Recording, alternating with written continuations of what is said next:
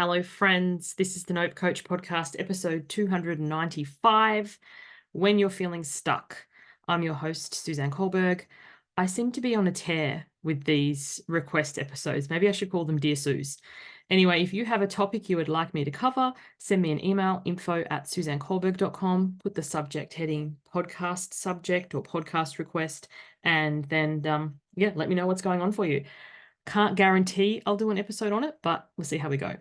So this topic today, basically what to do when you're feeling stuck, comes from somebody I know rather well. So the thing that I want to say is so many of us are very achievement oriented, myself included. So when we go to do something, we want to see a result, an outcome, whether that be, a financial outcome or a growth in numbers or followers or likes or signups, like a business outcome. It could be if it's a personal thing, we want a physical outcome. I want to see the numbers going down on the scale, or I want my clothes to fit better. I want to go into the next size down. Like, we are achievement oriented. And when we do something and we don't get the result, usually we don't get the result fast enough. It's not that we don't get the result at all. It's just that we don't get it immediately. So then we feel like we're feeling stuck. And the reason is that we think that accomplishing things will complete us. When I have that house or that income or that savings or that holiday or that car or that partner or the 2.3 kids and the white picket fence and whatever, then I will feel a sense of achievement. Then I will be unstuck. But it's not the achievement of the thing that gives us joy and even accomplishment, which sounds weird because you think, well, I have the thing, but how often, I encourage you to pause and really think about this. How often have you thought whatever it is will complete you? I've just dropped 5 kilos, have this much savings, go on this holiday, buy that car, buy that new air fryer or that latest iPhone or whatever. When this, then I will. Only to achieve the thing and automatically be looking at the next thing. It's like, I have this car, but now I want that car. I have this phone, now I want that phone. Or, I have this much savings and now I want more.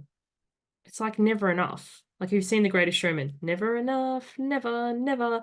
And in our drive to accomplish and achieve, we don't enjoy, we don't even really experience, and we always have this urge to judge everything we've done. It's not enough. It's not good enough. I could have tried harder, could have done more, could have got there faster, could have got there sooner, I could have made less mistakes, and so on and so forth. So the person who sent this in, I know you rather well. So, and I think this will be applicable to many people listening. Is it that we're really feeling stuck? Or is it that we're being just too hard on ourselves? We're our own harsh inner taskmaster. I can't English today. And given English is my only language besides sarcasm, that's a problem. We're our own toughest critic. And so my suggestion for the way to overcome stuckness is to complete something.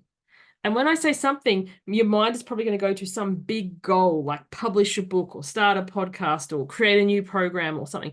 No, I mean, like, hang out the laundry or wipe down the bench or change the sheets. Or if you're like me and you listen to things on Audible and you leave all the books with like 5 to 10 minutes left, finish a book, whether it be Audible or an actual book. Like, sit down and commit to reading that last chapter. Finish something, because so many people who get stuck in perpetual stuckness, we never finish things because, you know why? It's not going to be good enough. As soon as we finish something, we're going to judge it. I could have done it better, but our best gets to get better, and we don't know what we don't know. When you finish something, I remember there's an episode, if you go back, I think it's like episode 64 or 65 with Larissa Noonan, and it's called A Basket to Hold All Your Mistakes. I've listened back to that episode a number of times because it just really reminds me that when we complete something, like the way to stop being stuck is to finish something. But when we finish something, looking at our inner voice and our inner critic and our inner harshness and listening to that, and then from there, instead of, getting stuck in a cycle of what I could have done better, coulda, shoulda, woulda, allowing yourself to appreciate the effort that you put in, the thing that you have. Like, how would you speak to, if you're a parent, your child, or if you're not a parent, a small child who came to you and gave you a drawing that they'd made for you? I'd like to think you wouldn't be like, "What's that? No, that doesn't look like a person. That's a rainbow. They're the wrong colors. Oh my goodness. No, you've drawn outside the lines. I can't even tell what that is." Oh, well, we would just be like, "Oh my goodness. Thank you so much." There'd be appreciation. There'd be excitement, especially when they tell you about it with that's a dragon and that's this and that's that. The way that they share so emphatically, you can't help but to be, taken along for a ride of joy. You have your own version of that inside, a version of you who is really excited and really proud and really happy of the effort that they've put in, that we let our taskmaster and critic override. Get in touch with that part of you. Why did you start doing the thing? Why did you do this in the first place?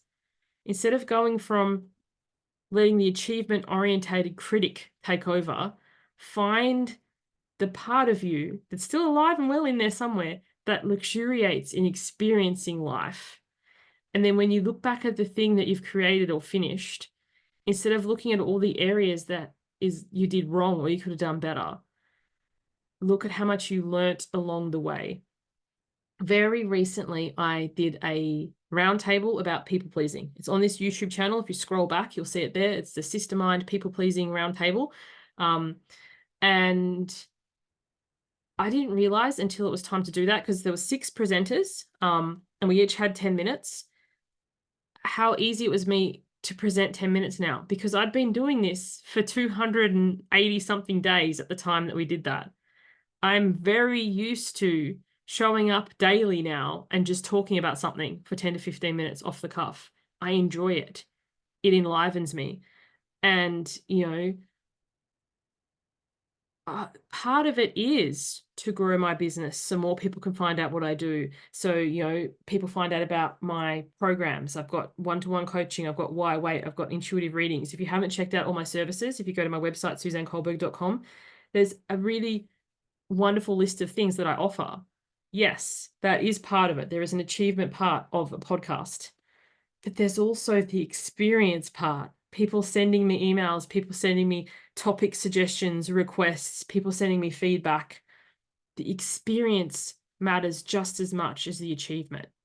So all of this to say, when you're feeling stuck, I think the best way out of it is to complete something, and the smaller the better. Hang out that load of washing, respond to that email, wipe down that bench top, change those sheets, do something that you just have this feeling. Because I don't know about you, but one of the best feelings in the world is clean sheets. You get into bed at night and it's just like, oh, chef's kiss. Complete something and allow yourself to really experience that. And from there, what else opens up to you to complete? Because often, as I said, I know this person well who sent it in. I don't think my questioning, are you really feeling stuck? Or are you feeling that the things that you've accomplished haven't completed you in the way that you thought they would? And for anyone, accomplishing things doesn't complete us. We are whole and complete exactly as we are. They're separate things that we try and mesh together. And when we realize, we all have moments of, yes, I'm on top of the world, and moments of like, oh my gosh, I shouldn't have got out of bed today. And that's just part of the richness of life. I believe that helps us come out of our stuckness. So thank you so much for sending this one in. If you're listening to this and you're like, I wonder what she thinks about X, send me an email, info@SuzanneCulberg.com, subject heading, podcast idea. Can't guarantee that I'll do it, because sometimes I get things that are totally not in my wheelhouse. But I will respond to you and let you know, whether I think, I can totally do that, or, perhaps that's not the one. But I love this. It's been so much fun. Hope to you catch me on the next one.